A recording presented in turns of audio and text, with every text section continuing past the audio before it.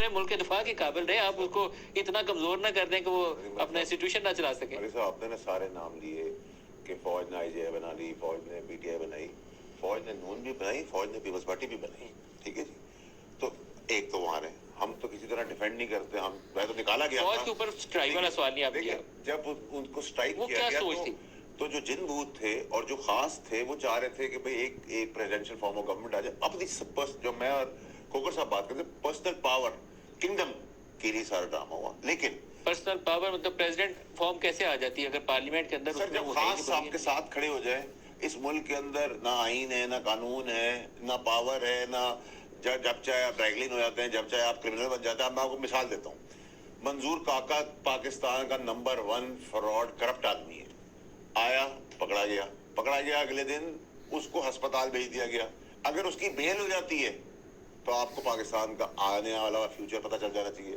سی سی پی او Karachi Javed odo صاحب فرماتے national T V پر کہ دیکھیں جی لوگوں کا چیزیں نہیں ہیں کھانے پینے کی, تو اس لیے وہ واردات کرتے, اور واردات میں آپ لوگ رجسٹ نہ کریں ورنہ وہ گولی مار دیتے ہیں.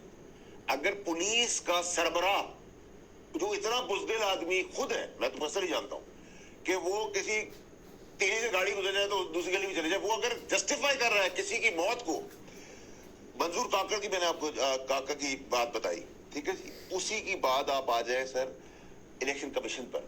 جس ملک کے اندر الیکشن کمیشن کا ڈیٹ اناؤنس نہیں کی, وہ ٹرانسفر پوسٹنگ کی اجازت دے رہا ہے, ٹھیک ہے. یہ کیا ہو رہا ہے اس میں؟ آج الیکشن کمیشن پہ کوئی سو موٹو کیوں نہیں لے رہا, ٹھیک ہے. الیکشن کمیشن وہ خود ایک ملکی ڈومین بن گئی, وہ ایک الگ ملک بن گیا ہے, اسٹیٹ ود ان اسٹیٹ وہ الگ بن گیا ہے, ٹھیک ہے جی. آخری موسٹ امپورٹنٹ, یونیورسٹیوں کے اندر کیا ہو رہا ہے؟ جو استاد ہیں جن کا ہم ہمیشہ سے احترام کرتے تھے, ان کی حرکتیں دیکھ رہی, کوئی پوچھنے والا نہیں. بہاول یونیورسٹی کا جو واقعہ ہے نا, اس کے اوپر باقاعدہ سپریم کورٹ کو بیٹھ جانا چاہیے تھا. اتنا بڑا واقعہ سپریم کورٹ کو بیٹھ جانا چاہیے. سپریم کورٹ دن رات میں پکڑ کے فائر کیا. اب اگر آپ منظور کاکا کو جیل سے نکال کے ہسپتال بھیجتے اور بیل کرا دیتے ہیں تو آپ کو پاکستان کا فیوچر پتہ ہونا چاہیے. نمبر 1, اگر آپ کا پولیس کا سربراہ جاوید اوڈو یہ کہہ رہا ہے کہ کیونکہ حالات تھے ہی نہیں ہے تو لوگ آئیں گے تو آپ رجسٹر کریں گے تو آپ کو گولی مار دیں گے, یہ نیشنل ٹی وی پہ انہوں نے پریس پہ کہا ہے. اگر یہ ایجوکیشن پولیس کا افسر دے رہا ہے تو پولیس کا بندہ میسج کیا لے رہا ہے اور میں کیا لے رہا ہوں؟ یونیورسٹی میں نے بتا دیا آپ کو, الیکشن کمیشن کا حال میں نے آپ کو ابھی بتا دیا ہے. اور آخری چیز جو میرا تعلق نہیں ہے, کیونکہ ینگسٹر ہے, ہاتھ جوڑ کے سر ہر بار آپ کے آگے ہاتھ جوڑتا ہوں, قوم کو کہیں اپنے لیے خدا کا واسطہ اپنی روٹی, اپنی اولاد, اپنے بچے, اپنی زندگی کے لیے کھڑے ہوئے اور ایکسپائرڈ مال کو نہ ایکسیپٹ کریں, نہ ان کا ماضی بھولیں. ایسے لوگ, یہ میرا مخالف ہے پارٹی کا, سیاست کا, لیکن نیا ینگ ہے, آگے آ رہا ہے, تیز کام کر سکتا ہے, تیز کام کرنے والا, یہ بھی میری طرح نکالا گیا. اور میں آپ کو ایک مشورہ دے دوں, ہمارے وہاں میں سانپوں کو بہت زیادہ آئیڈینٹیفائی کرتا تھا, آپ کے وہاں بھی ایک معذرت کے ساتھ سانپ ہے. میں کہہ رہا ہوں, میں کہہ رہا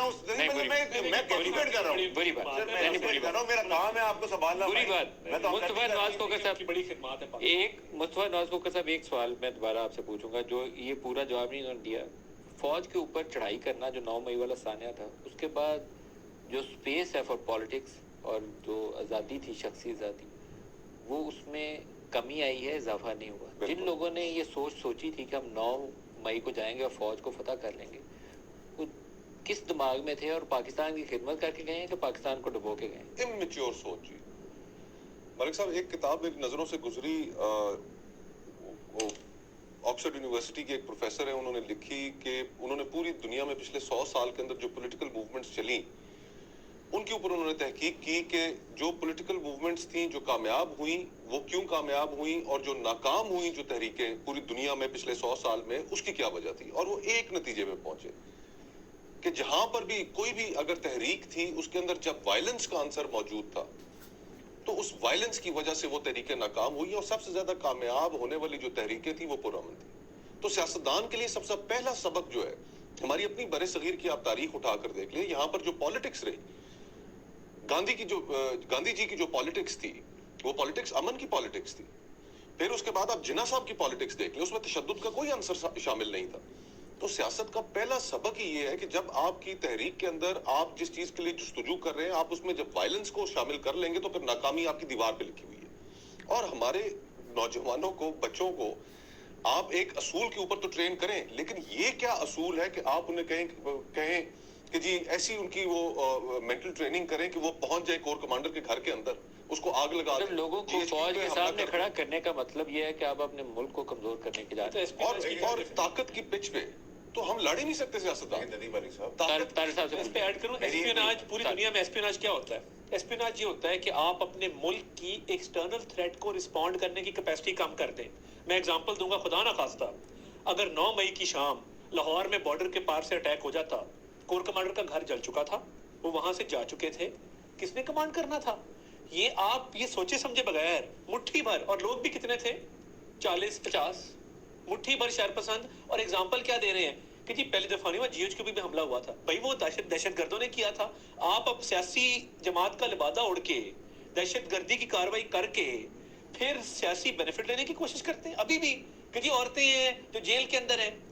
بھائی کور کمانڈر کے گھر کے اندر گھسی ہیں، کوئی وہاں پہ خدا نہ خواستہ کوئی نیشنل سروس کر سر آپ اسے شہر پسندی کہیں یا جو بھی کہیں، لیکن میں یہاں پہ آپ سے اختلاف رکھتا ہوں. عورتوں کے لیے اور نوجوانوں کے لیے آپ کو پارڈن کرنے کی پالیسی بنانی پڑے گی، کیونکہ وہ سارے لوگ آگ جلانے والے نہیں تھے. سب کو کرتے ہیں کیونکہ ایک نعرہ بازی کی فضا کے اندر لوگ گئے ہیں، انہوں نے غلط کام کیا ہے. تحقیق کیسے ہوئی ہے، جیو فینسنگ ہوئی ہے، سارے ان سے اظہار ندامت کروائیں اور اسٹیٹ ایک پارڈن کی پالیسی بنائے. مجھے نہیں پتا آپ سیاسی لوگ کیسے کہتے ہیں. جو پولیٹیکل وکٹمائزیشن اس کے نتیجے میں شروع ہوئی، جو عمل شروع ہے، اور جو میرے بھائی کی حکومت تھی انہوں نے کیا، پی ڈی ایم یہ ذمہ دار ہے، کسی کو ذمہ دار نہ ٹھہرائیں. عدالتوں کے فیصلے نہیں مانے جا رہے، جنہوں نے 9 مئی کے واقعات میں جو ملوث ہیں ان کی ہم بات نہیں کر رہے، لیکن باقی جو سیاسی کارکنوں کے لوگوں کے گھروں کے اندر گھسے ہیں، ان کے گھر توڑے ہیں، خواتین اور جو چادر اور چار دیواری کا تقدس پامال کیا اور کنٹینیوسلی کرتے رہے، اور ابھی تک ہو رہا ہے یہ کنڈیم. ایک جرنلسٹ ہے عامر ریاض صاحب، ان کو دیکھیں کب سے وہ عمران ریاض صاحب، آج طارق صاحب مطلب میری تو دعا ہے کہ اللہ کرے کہ وہ بیٹر سینس پرویل کرے اور عمران ریاض کو ریلیز کر دے. یہ اچھا طریقہ نہیں ہے.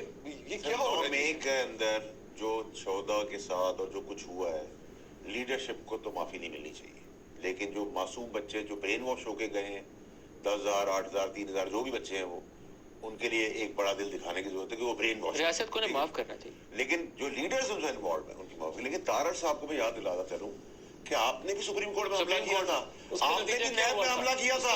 آپ لوگ فرشتے نہیں ہیں، ماضی نہ بھولیں، ماضی نہ بھولیں سب کا. لیکن ندیم علی صاحب اگر آج آپ نہیں کھڑے ہوئے ماضی کی پارٹیوں کے خلاف، سمیت پی ٹی آئی سمیت نون لیگ سمیت پیپلز پارٹی، تو آپ کے جو آج آپ دیکھ رہے ہیں غریب بچوں کے ساتھ ہاتھ پیر توڑ کے سڑکوں پہ مارا جا رہا ہے، وہ ہر گھر میں ہوگا. اور آپ کو پاکستان کا حل چاہیے، $3 ارب چاہیے. اسی پاکستان کی لیڈرشپ اٹھائیں، یہ سیاستدانوں کو اٹھائیں، MBBS کی طرح ہوٹل میں بند کریں، بیوروکریسی کو بٹھائیں، پولیس کو بٹھائیں، کسٹمز کو بٹھائیں، ساروں کو بٹھائیں.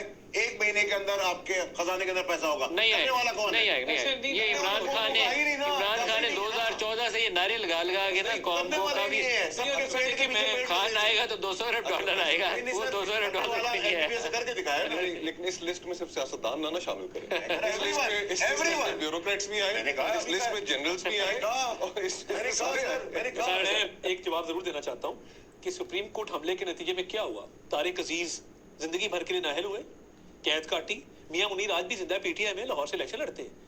لوگوں کو سزائیں ہوئی، پوری زندگی کے لیے نااہل بھی ہوئے، جیلوں میں بھی گئے. وزیر اعظم تھے جو پنجاب ہاؤس میں میٹنگ کر کے بندے موبلائز کر کے لائے. میرا نہیں خیال کہ شہباز شریف صاحب نے یہ کنسپریسی کو کی یا انہوں نے یہ پلان تو کیا. آپ کی پارٹی کا ہیڈ ہے، جنہوں نے کیا وہ سارے انہوں نے بھگتا جن کے خلاف ایویڈنس موجود تھا. تو ایویڈنس کلیئر ہے، اس میں ایویڈنس پاکستان اسی کے خلاف ملتا ہے جس کو سزا دینی ہو، جس کو نہ دینی ہو وہ ایویڈنس میرا اختلاف ہے اس کے اوپر. نہیں، یہاں پر تو ملک صاحب ایک ہی اصول ہے اس ملک میں، اور وہ اصول یہ ہے کہ نہ کوئی آئین ہے نہ کوئی قانون ہے. اگر آپ اسٹیبلشمنٹ کی گڈ بکس میں تو آپ کے 100 گناہ معاف. میاں صاحب حکومت میں تھے، عمران خان صاحب منظور نظر تھے، میاں صاحب کے اوپر مشکلات آن پڑی. اب عمران خان صاحب منظور نظر نہیں ہے تو اب ان کی چاندی لگ گئی. تو ہمیں یہ چیز ختم کرنی ہوگی، لوگوں کو اختیار دیں کہ وہ کس کو مائنس کرتے ہیں. لوگ الیکٹ کریں، پھر اس کے بعد احتساب کریں ایک فری اینڈ فیئر الیکشن کے نتیجے. یہ ملک ٹھیک چلتا رہے گا. ہمارے ساتھ انڈیا، یہ آپ دیکھ لیجئے کہ ریجن کے اندر اس وقت پاکستان کا جو موازنہ ہے انسٹیبلٹی کی وجہ سے وہ افغانستان کے ساتھ ہو رہا ہے. بنگلہ دیش، افغانستان کی کرنسی ہمارے سے اسٹرانگ ہے. سر جب تک یہ 14 پارٹیوں سے آپ جان نہیں چھوڑائیں گے پاکستان آگے نہیں بڑھ سکتا. یہ ایکسپیریمنٹ ناکام ہو چکا ہے 40 سال کا. 3 سال اس کو، 5 سال اس کو، 6 سال اس کو. اس نے گالی دی، پھر وہ آ گیا، پھر اس نے برا کہا، اس نے گریبان پکڑا، پھر چلا گیا، پھر آ گیا، پھر ایگریمنٹ کیا، پھر چلا گیا. یہ پاکستان کی قوم کو اپنی روٹی اپنی اولاد, اپنا گھر, اپنی ماں بیٹی کے لیے باہر نکل کر یونیفارم لوگوں کو سائڈ پر رکھ کر ان کی عزت کا احترام کرتے ہوئے اپنا پروٹیسٹ کے تحت ریجیکٹ کرنا چاہیے ماضی کی ساری پارٹیوں کو. Reject expired. ان کو اب چانس نہیں دے سکتے, نہ ان کا ماضی ہے, نہ ان کا کوئی پرفارمنس ہے, نہ ان کی کوئی چیز ہے. پیپل آر دا بیسٹ جج. استحکام آپ دیکھ لیں, ایک خیبر پختونخوا کے اندر